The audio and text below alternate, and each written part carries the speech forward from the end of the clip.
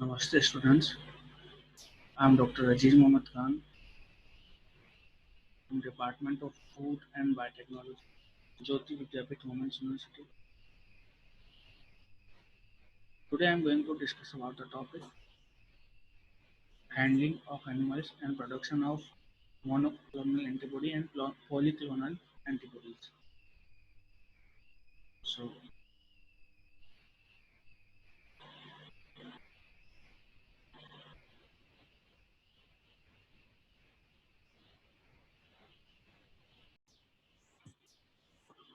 production of antibody is done by the immunization process. For this, we immunize the animals and then produce antibodies.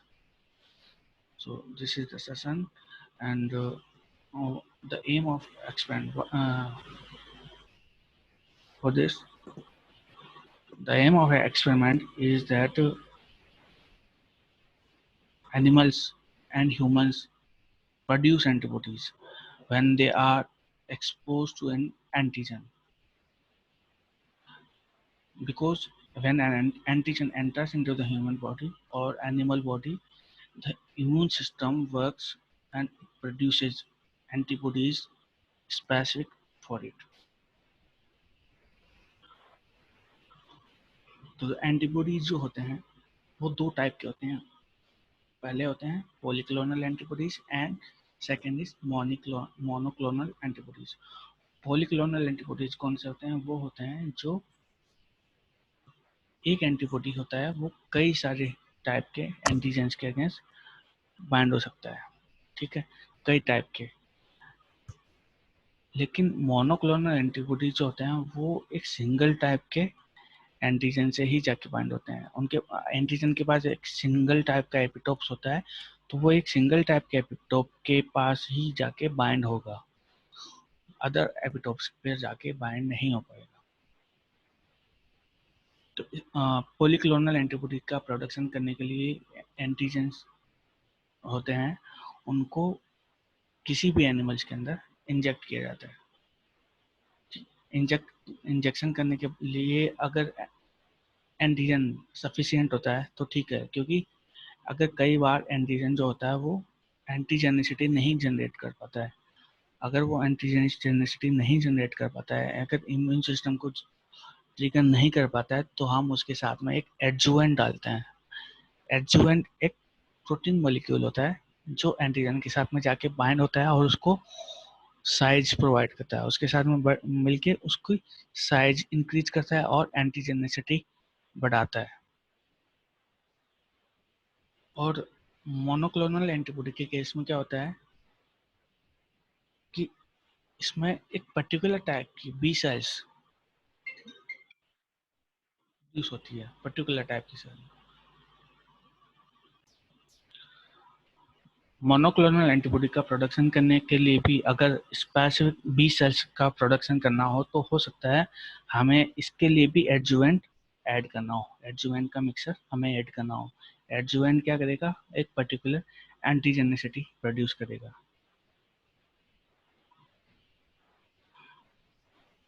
अब बात करते हैं हम principles की कि जब एंटीबॉडी का प्रोडक्शन होता है तो उसके लिए क्या क्या चीज़ें की रिक्वायरमेंट्स हो सकती है, और इसमें किन किन मेथड्स का सबसे ज़्यादा ध्यान रखना है. तो सबसे पहली चीज़ है choice of species and strain. Choice of species का मतलब है हम कौन सा एनिमल यूज कर रहे हैं. ठीक है, एनिमल मीन्स हम माउस यूज कर रहे हैं, रैबिट्स यूज कर रहे हैं, कौन सा मैमल्स. हाँ, मैमल्स हमें यूज करना है, तो मैमल्स कौन सा होना चाहिए. तो सबसे बड़ी चीज़ ये होती है कि मैमल्स वही सेलेक्ट करना चाहिए जो उस एंटीजन को झेल पाए. ठीक है, उसको टॉलरेट कर पाए. ऐसा ना हो कि वो किल मर जाए. ठीक है, तो एक तो वो चीज़ होनी चाहिए कि दूसरा एंटीजन एनिमल वो यूज करना चाहिए जिसकी लाइफ शॉर्ट हो, छोटी लाइफ हो. ठीक है, छोटी लाइफ होगी तो हमारे जो रिजल्ट्स हैं वो जल्दी आ जाएंगे. और अगर बड़ा एनिमल हुआ, जैसे और भी कई एनिमल्स हैं, अगर उनको हम लेते हैं तो उनकी लाइफ लंबी होती है, तो हो सकता है उनको ज़्यादा टाइम लगे. और कुछ बड़े एनिमल्स के साथ में कुछ प्रॉब्लम्स भी होती है, इश्यूज भी होते हैं, जिसकी वजह से हम माउस को सबसे ज़्यादा प्रेफर करते हैं। रैबिट्स के साथ में भी कुछ सेंसिटिविटी की प्रॉब्लम है, तो रैबिट्स भी कर सकते हैं, लेकिन उसके साथ में भी कुछ केसेस में सेंसिटिविटी की प्रॉब्लम्स होती है। नेक्स्ट है इम्यूनाइजिंग एजेंट, कि हमें कौन सा इम्यूनाइजिंग एजेंट होता है।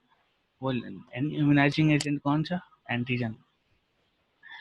एंटीजन या तो हम डायरेक्ट बैक्टीरिया, वायरस वगैरह कुछ भी इनोकुलेट कर सकते हैं, और या फिर हम उसको एक कैरियर के साथ में डाल सकते हैं।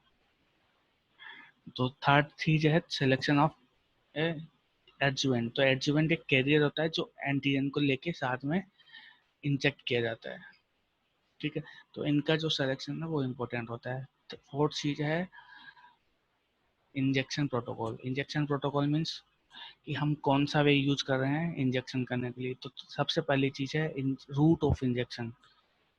रूट मीन्स कौन सी बॉडी पार्ट पर हम इंजेक्शन कर रहे हैं, ठीक है। जैसे अगर हमने बोन मैरो पे किया है, या थाइमस के आसपास किया है, या फिर स्प्लीन के आसपास किया है, तो किस जगह पे हमने किया है, या फिर हमने डर्मल स्पेस पे किया है, सब क्यूटेनियस स्पेस पे किया है, ठीक है। कौन से स्पेस पे किया है, जैसे ये है ना,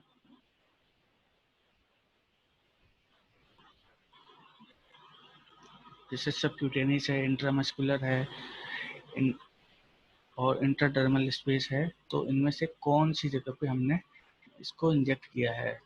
फोर्थ में सेकंड नंबर है वॉल्यूम, कितना वॉल्यूम हमने एंटीजन का इंसर्ट किया है। अगर ज़्यादा हमने इंसर्ट किया है, इंजेक्ट किया है, तो एंटीजेनिसिटी ज़्यादा होगी, और हो सकता है एनिमल मर जाए। तो वॉल्यूम जो होती है वो स्टार्टिंग में कम रखते हैं, ठीक है, बाद में इसकी वॉल्यूम इंक्रीज हो सकती है। और फिर है नंबर ऑफ इंजेक्शन साइट्स, कितने नंबर ऑफ इंजेक्शन, कितनी बॉडी पार्ट्स होते हैं एक ही एक्सपेरिमेंट के अंदर, कितने नंबर ऑफ इंजेक्शन साइट, कितने बॉडी पार्ट्स होते हैं जिन पे हम इंजेक्ट कर सकते हैं, एक बार, दो बार, तीन बार, ठीक है, कितनी बार हम उनको इंजेक्ट कर सकते हैं। अब प्रोसीजर की बात करते हैं कि प्रोडक्शन ऑफ पॉलीक्लोनल एंटीबॉडीज। तो सबसे पहले हम करते हैं इंजेक्शन।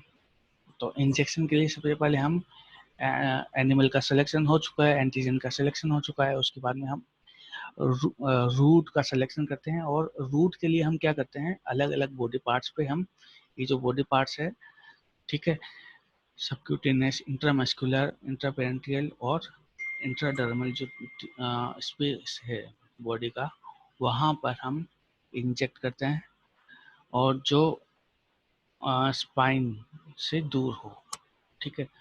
और ये इनका कुछ डोजेज है कि इतने डोजेज में इनको इंजेक्शन दिया जा सकता है। उसके बाद में होता है एंटीजन का इंजेक्शन। कि एंटीजन का जो इंजेक्शन होता है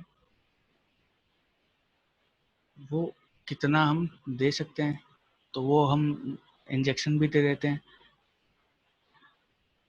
उसके बाद में आता है एडजुवेंट का इंजेक्शन करते हैं, ठीक है। एडजुवेंट अगर रिक्वायरमेंट नहीं होती है तो हम एडजुवेंट का नहीं डालते हैं। अगर रिक्वायरमेंट होती है, अगर इम्यूनोजेनिसिटी प्रोड्यूस नहीं होती, तो हम एडजुवेंट डालते हैं, ताकि एंटीजन अपना काम कर सके। एंटीजन एडजुवेंट का काम है मॉलिक्यूलर साइज बढ़ाना, जिससे क्या होता है, एंटीजन उसके साथ बाइंड होता है और एंटीजेनिसिटी प्रोड्यूस करता है। अगर ब्लीडिंग आती है तो उसमें ब्लीडिंग वाली स्पेस से रिप्लेसमेंट कर दिया जाता है। अब नेक्स्ट है ड्यूरेशन ऑफ। अब हमने सब कुछ कम्प्लीटली इंजेक्ट कर दिया है, हमने एंटीजन को इंजेक्ट कर दिया, हमने सिलेक्शन साइट इंजेक्ट कर दी है, सिलेक्शन साइट सेलेक्ट कर ली है, और सारी प्रिपरेशन कंप्लीट हो चुकी है, इंजेक्शन हो चुका है। उसके बाद में इंजेक्शन होने के बाद में हम रेगुलरली उसको थोड़ा थोड़ा डोज में इंजेक्शन देते रहते हैं। और जब ये कम्प्लीटली इंजेक्शन की प्रोसेस हो चुकी होती है तो हम जो एनिमल्स होते हैं उसको ऑब्जर्व करते हैं। पहले तो एनिमल होता है वो बीमार होगा, बीमार होने के बाद में वो उसके अंदर कुछ चेंजेस आएंगे, चेंजेस आने के बाद में जब वो कम्प्लीटली रिकवर होता है उस वक्त हम ये जो एक्सपेरिमेंट है वो कंप्लीट मानते हैं। अगर वो ठीक हो जाता है तो हम मानते हैं कि वो जो एनिमल है वो अब रिकवर हो चुका है।